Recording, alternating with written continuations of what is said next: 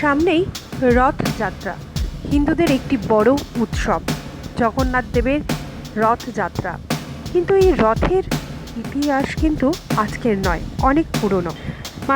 মানুষ যখন আদিম পর্যায় থেকে ধীরে ধীরে সভ্যতার আলোয় আসতে শুরু করলো, তখন যাতায়াতকে সহজ করার জন্য সে একটি বাহনের সাহায্য নিতে শুরু করলো।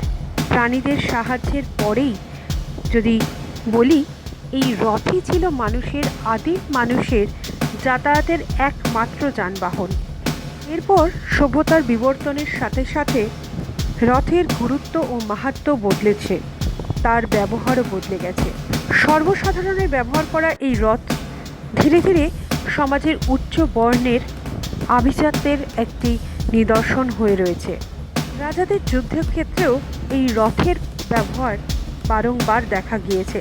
মহাভারতের সেই বিখ্যাত কুরুক্ষেত্রের যুদ্ধের কথা আমরা সকলেই জানি, যেখানে স্বয়ং ভগবান শ্রীকৃষ্ণ অর্জুনের সারথি রূপে দেখা দিয়েছিলেন। একসময় মনে করা হতো এই রথ হচ্ছে ভগবান শ্রীকৃষ্ণের বুদ্ধি, ক্ষমতা ও শক্তির পরিচায়ক। এরপর ধীরে ধীরে সময় অনেক পরিবর্তন হয়ে গেছে। বর্তমানে এই রথ শব্দটি একটি রিলিজিয়াস বা ধর্মীয় অনুষ্ঠানের সঙ্গেই যুক্ত হয়ে রয়েছে।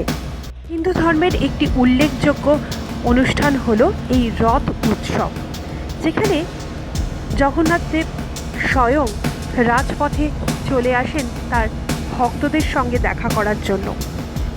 সারা পৃথিবীর সমস্ত রিলিজিয়ানের মধ্যে একমাত্র এই হিন্দু ধর্মের রথেই স্বয়ং ভগবান জগন্নাথ নেমে আসেন তার শিষ্যদের কাছে, দু হাত বাড়িয়ে আগলে নেন তার শিষ্যদের সমস্ত দুঃখ কষ্টকে। তার বিনিময় সে শুধু উজাড় করে দেয় ভালোবাসা ও তার আশীর্বাদ।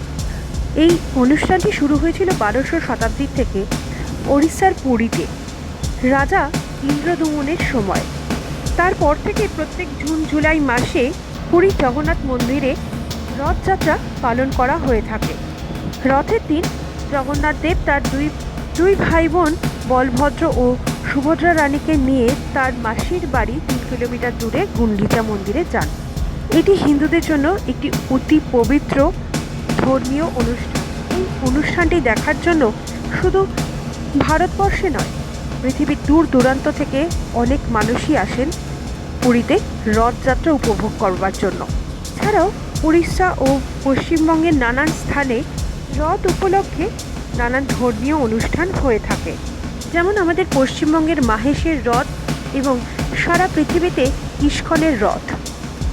ভারতবর্ষেও নানান জায়গায় রথযাত্রা অনুষ্ঠিত হয়, যেরকম গুজরাটে, উড়িষ্যার বিভিন্ন জায়গায়, বাংলাদেশ, আমেরিকা, বিদেশেও রথের যে প্রচলন নেই তা নয়, কিন্তু সারা পৃথিবীব্যাপী ছড়িয়ে রয়েছে জগন্নাথ দেবের এই মাহাত্ম্য। হিন্দু মাইথোলজিতে এই রথযাত্রার অনেকগুলি কারণ ব্যাখ্যা করা হয়েছে। তার মধ্যে একটি হলো, রাজা ইন্দ্রদমনের স্ত্রী গুন্ডিচা জগন্নাথ দেবকে আমন্ত্রণ জানিয়েছিলেন নিজের বাড়িতে, আর জগতের নাথ জগন্নাথ রানীর সেই নিমন্ত্রণ রক্ষার জন্য রথে করে তার ভাই বোনদেরকে নিয়ে যাত্রা করেছিলেন। এর আরও একটি গুরুত্বপূর্ণ ব্যাখ্যা হলো, ভগবান স্বয়ং চেয়েছিলেন তার ভক্তদের কাছে যেতে, তাদেরকে আশীর্বাদ করতে, তাদের দুঃখ হরণ করতে। তাই তিনি নিজের বাসস্থান ছেড়ে রাজপথে নেমে এসেছিলেন রথে করে যাত্রা করবেন বলে। আবার এটাও প্রচলিত আছে, ভগবান জগন্নাথ তার বাল্যকালের স্মৃতি রোমন্থন করবেন বলে রথে করে তার ভাই বোনদের সঙ্গে মাসির বাড়ি মানে গুন্ডিচা মন্দিরে গিয়েছিলেন। ঠিক 7 দিন পরে তিনি আবার ফিরে আসেন নিজের জায়গায়, নিজের বাসভবনে ভক্তদের মাঝে। এটা আসলে ভগবানের সাথে তার ভক্তর প্রেমের ভালোবাসার মিলনের একটি উৎসব, যেটি রথযাত্রা নামে প্রসিদ্ধ হয়ে আছে সমাজের বুকে। সভ্যতার দুটি আদিম স্তম্ভ, ভালোবাসা ও শক্তি, এই রথের সাথে একাকিত্ব হয়ে আছে জগন্নাথ দেবের নামে। রথযাত্রাটি শুধুমাত্র একটি উৎসব নয়, ভগবান তার ভক্ত ভালোবাসা ও শক্তির নিদর্শন মাত্র, যা সভ্যতার আদি পর্যায় থেকে বর্তমান কাল অবধি চলে আসছে, আরও অনন্তকালের পথের দিকে এগিয়ে চলেছে। 2024-এর আসন্ন রথযাত্রায় আপনাদের সবার রইল শুভেচ্ছা। জয় জগন্নাথ।